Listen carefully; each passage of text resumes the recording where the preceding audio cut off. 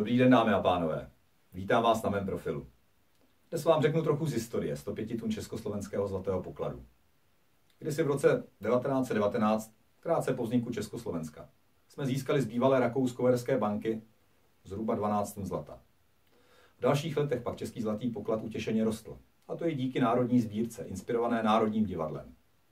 Největší ránu dostal český zlatý poklad v letech 1997 až 1998 za úřadování guvernéra Josefa Tošovského, dobře si to jméno zapamatujte, kdy bylo téměř 60 tun zlata prodáno kamsi do Švýcarska či Německa.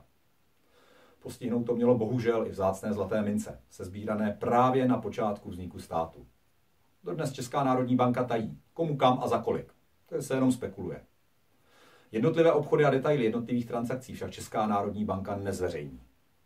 Právě jmenovaných 56 tun zlata prodal Tošovský za cenu kolem $300 za trojskou unci. Tehdy tyto obchody znamenaly pro Českou republiku příjem 16,4 miliardy korun, ovšem bohužel v jakýchsi cenných papírech. Výnos prodeje však mohl být zhruba o 27 miliard korun vyšší. Současný stav zlatých rezerv je naprosto tristní.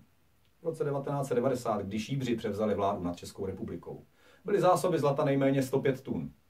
Historická cena prodaných mincí se ani nedá odhadnout.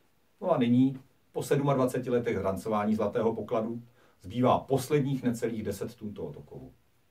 Najde se snad mezi námi osoba, která si myslí, že tzv. Nezávislá národní banka pečuje o zlatý poklad s péčí dobrého hospodáře?